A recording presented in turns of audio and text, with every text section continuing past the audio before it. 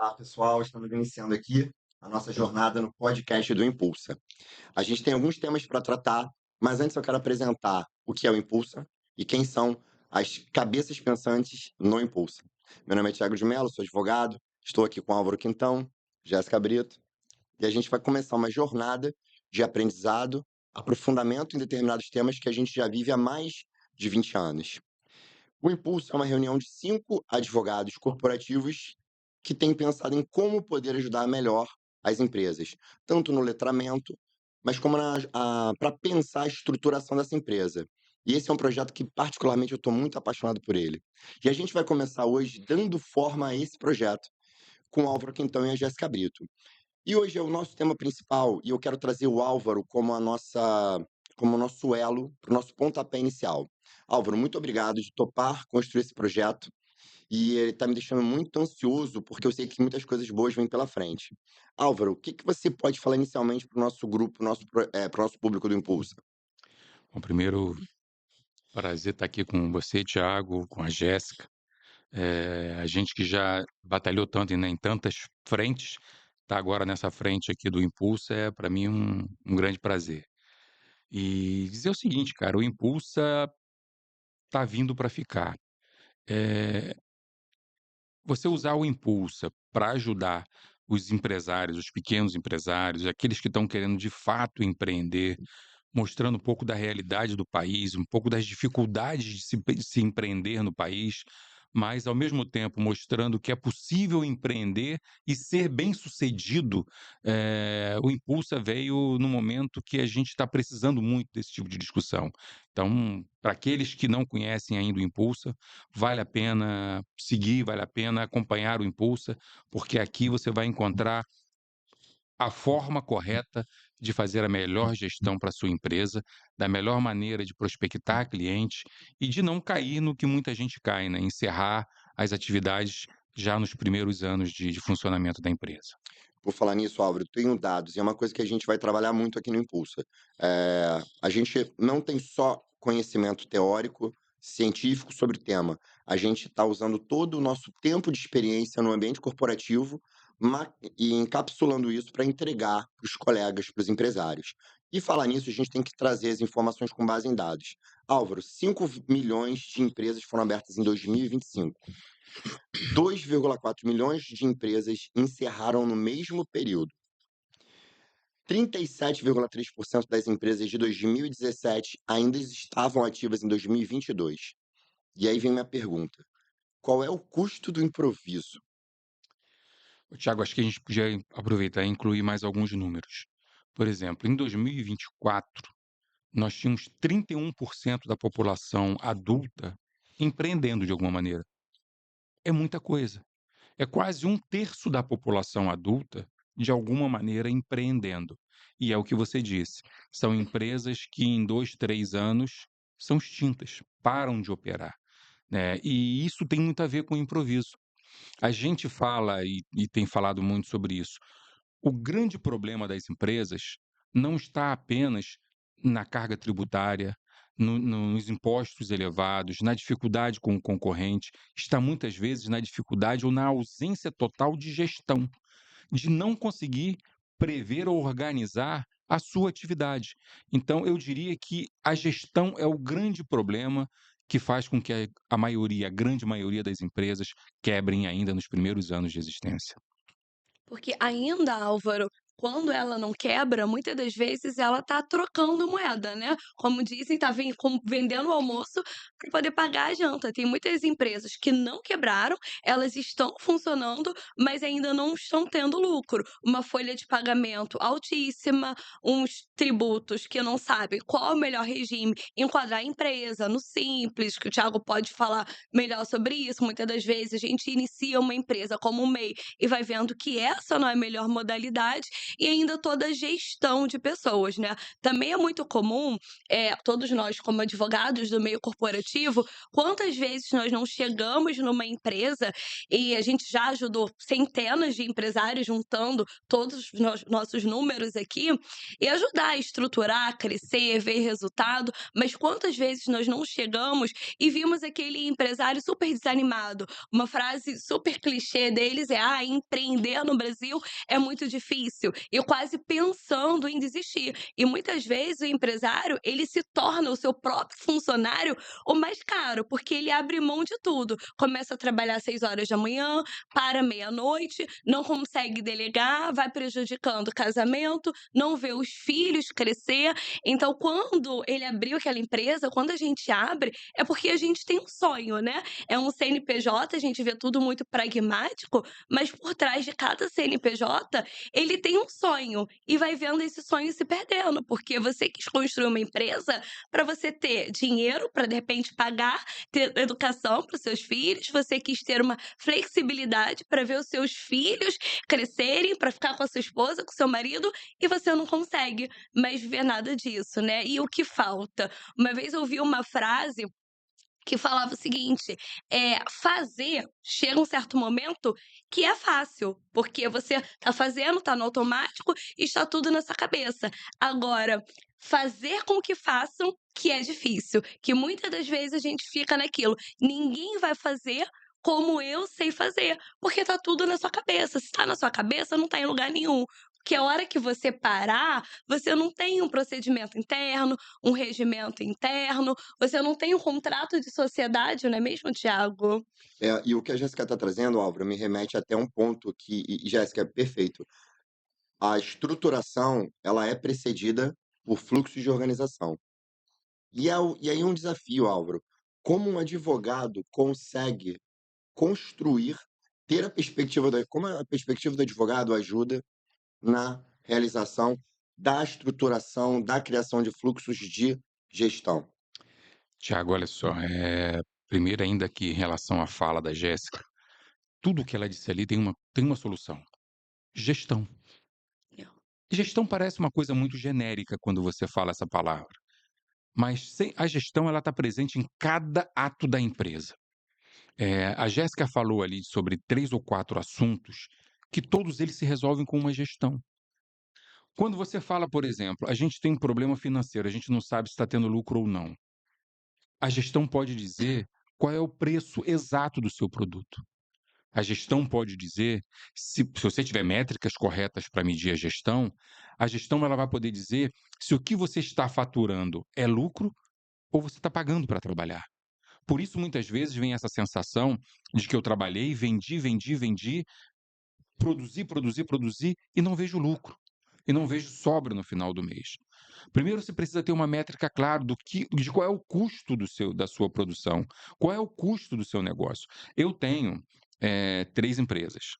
2 já estão chegando próximo aos 30 anos e uma é mais recente. E o grande desafio é ter a gestão delas redondinha, é saber exatamente o que cada uma está produzindo, de que forma está produzindo e o que está retornando. É saber separar, por exemplo, o que é de pessoa física da pessoa jurídica. Qual é o papel de cada um? A Jéssica foi muito feliz quando pontuou das pessoas terem dificuldade de delegar. Delegar não é abandonar a empresa. E esse é um outro problema que a gente vê muito hoje em dia. "Ah, eu vou sair do operacional e só vou ficar no estratégico". Isso é balela, Uhum. isso é balela. Ou você presta atenção no seu negócio, É. ou ninguém presta. É diferente de você não estar no operacional diariamente e você abandonar o operacional para ficar no estratégico. As 2 coisas têm que conviver. Você tem que pensar sim estrategicamente a sua empresa, mas você tem, acima de tudo, que acompanhar o operacional. Diariamente você tem que estar vendo o fluxo de caixa.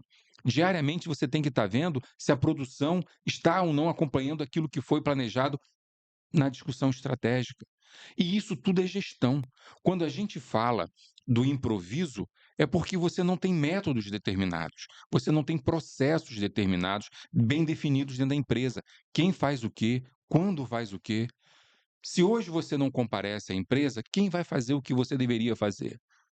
Se tiver só na sua cabeça, ninguém vai fazer.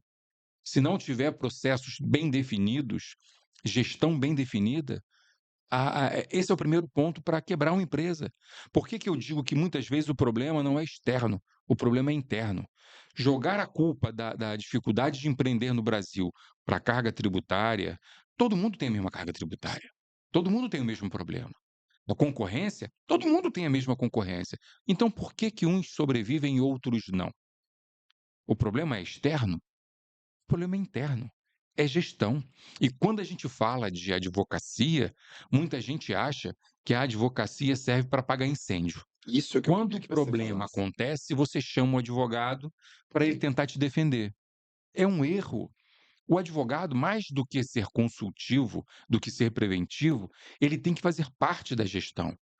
Para o empresário decidir estrategicamente o que vai fazer ou não, é fundamental a presença do seu jurídico nessa discussão estratégica. Até para o empresário poder decidir com mais certeza. Eu vou por aqui ou não vou por aqui, porque eu conheço as dificuldades que eu vou poder enfrentar dessa ou daquela maneira. Se a empresa tem um conselho, é fundamental que o jurídico esteja participando desse conselho. Se a empresa não tem um conselho, é uma empresa menor, onde o empresário toma as decisões estratégicas, é fundamental que qualquer decisão estratégica passe por uma discussão prévia com o departamento jurídico. Senão ele vai virar, senão o advogado vai virar bombeiro. Deu um problema societário, aí eu vou lá tentar socorrer. Deu um problema trabalhista, eu vou lá socorrer. Mas não é isso. Uma empresa que pensa estrategicamente, uma empresa que quer pensar estrategicamente o seu futuro, não pode abrir mão de ter um advogado, de ter um departamento jurídico ao seu lado nas decisões estratégicas. O que eu vejo muitos empresários falando, quando se fala em gestão, entra muito no financeiro, se fala do financeiro e vendas. Eu já ouvi até algumas frases, que primeiro você vende, depois você estrutura. Sendo que eu não só eu penso errado, mas a prática nos faz entender que esse é um pensamento completamente errado. Primeiro você estrutura para você crescer. Porque se você vai vendendo, vai crescendo e tudo desorganizado, uma hora isso daqui vai desandar. E o prejuízo é muito pior. A gente vem de uma cultura de onde você colocou aqui, Álvaro, do advogado bombeiro. Muitas vezes o empresário não enxerga o advogado como um gestor, como um parceiro estratégico. Ah, eu tenho um problema trabalhista aqui, vou ver qual advogado trabalha nessa área. Mas a advocacia, né, o trabalho do advogado corporativo, empresarial, ele é muito mais do que isso. E eu vejo essa dificuldade no pequeno empreendedor, quem está começando agora. E algo que a gente sempre fala: ser pequeno não significa que você tem que ser amador. Ser pequeno, tudo bem, todo mundo começou pequeno um dia, mas é daí que você já consegue estruturar, organizar para poder crescer. Jéssica, perfeito. Quando você fala sobre ser pequeno, não depreende que você seja desestruturado. Eu tenho tentado observar muito isso que a gente tem conversado nos bastidores, pessoal, de como a advocacia, como o nosso tempo no ambiente corporativo vai ajudar a gente a entregar essas soluções para o empresário. Então, assim, o que a gente consegue fazer, como a gente consegue fazer com que um empresário deixe de ter decisões baseadas em sensação para ter decisões baseadas em métricas? Como isso se dá e como a advocacia ajuda essas estruturas empresárias? Cara, eu sou um fã da gestão. Quando a gente fala de problemas, Uhum, né, a gente tem que remeter de como está sendo a nossa gestão. E mais, gestão não é impedir que problema aconteça. uhum. Problemas vão acontecer sempre. Gestão é você ter método para resolver os problemas.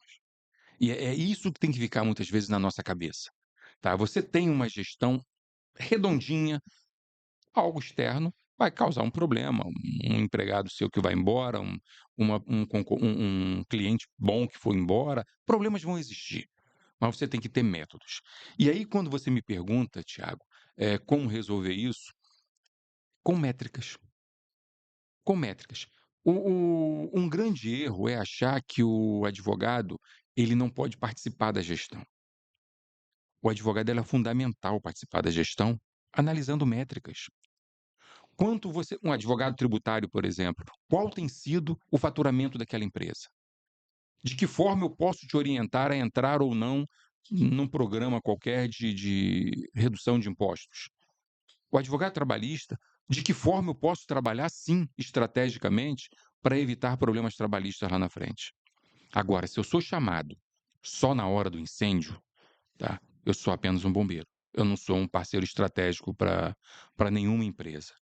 A empresa ela tem que entender que as métricas têm que estar diariamente na frente do decisor, de quem vai decidir de fato. Eu tenho que abrir de manhã o meu computador, e eu faço isso. Eu abro de manhã o meu computador e vou ver as métricas. O que aconteceu no dia anterior? No caso do escritório, quantos atendimentos a gente teve? O que aquilo, que atendimento virou de fato cliente?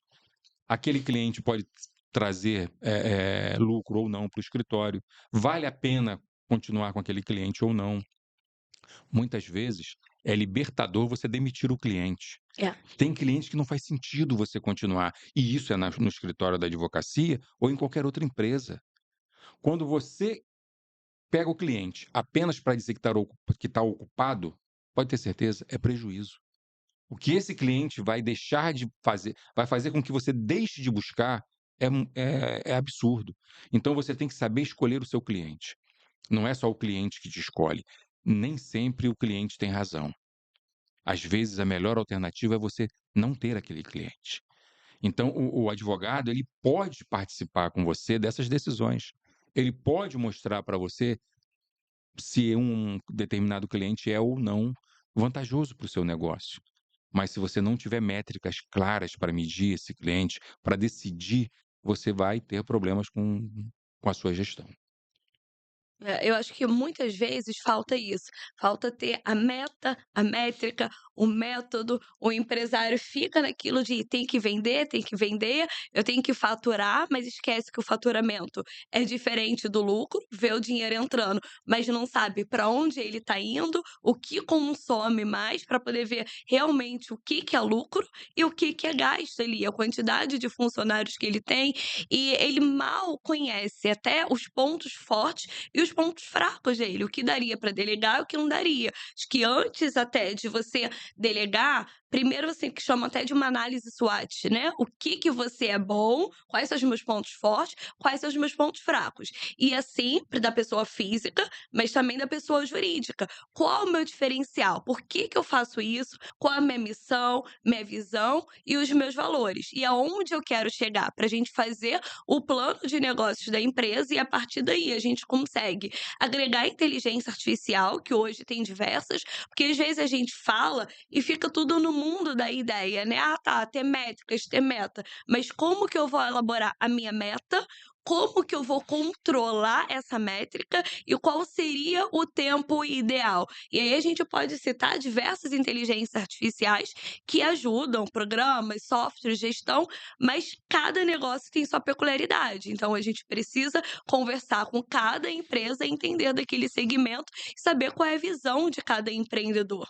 É verdade, Jéssica. Quando você fala sobre, inclusive, o método para a gente empregar, eu tenho observado nesse tempo de advocacia, a gente criou um método no escritório chamado Épica, que ele passa por uma estruturação, proteção, integração, condução e acompanhamento do cliente. Quando a gente se deu conta, eu trouxe isso do doutorado. Tive até uma conversa com o meu orientador, e que também vem da área eh, de epistemologia, metodologia. Ele falou: Thiago, que legal que você gostou da matéria de metodologia, porque, na verdade, falta a gente entender isso. Falta a gente entender isso na prática da advocacia com as empresas e falta a gente fazer isso no nosso próprio escritório. Quando eu integrei esse método, Álvaro, eu percebi que quando a gente tem um método no nosso fluxo de trabalho, quando alguma coisa sai um pouquinho do prumo, a gente consegue não se desesperar e voltar com o barco pro mar. Dentro Foi disso, exatamente o que eu falei, não é é impedir isso. o erro, Isso é foi ter muito. método para corrigir o erro. E aí, quando você me traz isso, perceba que a gente volta para a conversa inicial, quando o Álvaro, que sempre foi um cara de vanguarda, me traz um ponto que é um pensamento fora da caixa para mim.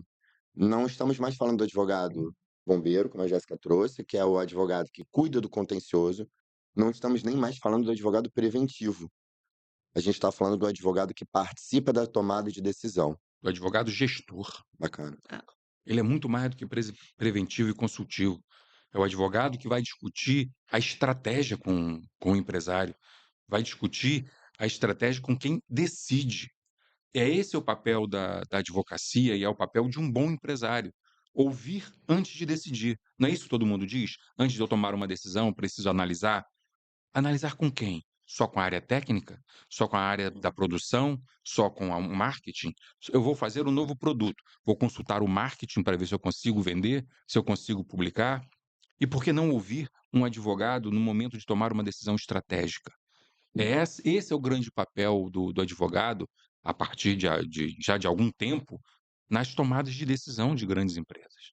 E a gente precisa trazer essa cultura para o empresário, para o empreendedor que está começando agora no mercado, para poder não ver a sua empresa sendo extinta em breve. E por falar em trazer essa cultura, né, no início acabamos não falando, mas no dia 15 de maio vai ter o evento do Impulsa.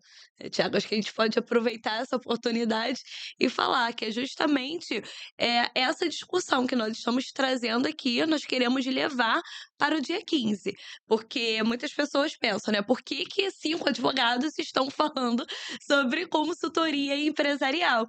E é justamente por isso, nós vimos uma necessidade no mercado. Consultoria empresarial tem diversas, mas uma consultoria empresarial formada por advogados que já ajudaram centenas de empresas a estruturar, a se erguer e ver de fato o dinheiro entrando, nós percebemos que faltava esse serviço dentro, né, do mercado e começamos a trazer esse debate. Então, no dia 15, às 9 horas da manhã, no Dimensio, na Barra da Tijuca, depois a gente coloca todas as informações aqui. Se o Thiago quiser falar mais desse evento, É isso, o convite aproveitar. está dado. Muito bom, Jéssica. Pessoal, a gente está chegando ao final do primeiro episódio. E eu queria agradecer Jéssica e Álvaro e uma palavra final de cada um. Pode ir pela ordem. Gestão, gestão. A empresa não quebra por conta do concorrente, não quebra porque é difícil empreender no Brasil. Quebra, na maioria das vezes, por falta de gestão. Assim, desprevenida, mas vamos lá. Toda empresa é feita de processos e eles são importantíssimos, mas quem sustenta os processos e fazem ele acontecer são as pessoas. Então não tem ativo maior dentro da empresa do que as pessoas. Por isso a gestão de pessoas é fundamental. Com base nisso, inclusive, pessoal, eu me despeço do primeiro episódio, mas já faço a conexão com o segundo, em que a gente vai falar de pessoas e ambientes. Um abraço, até lá.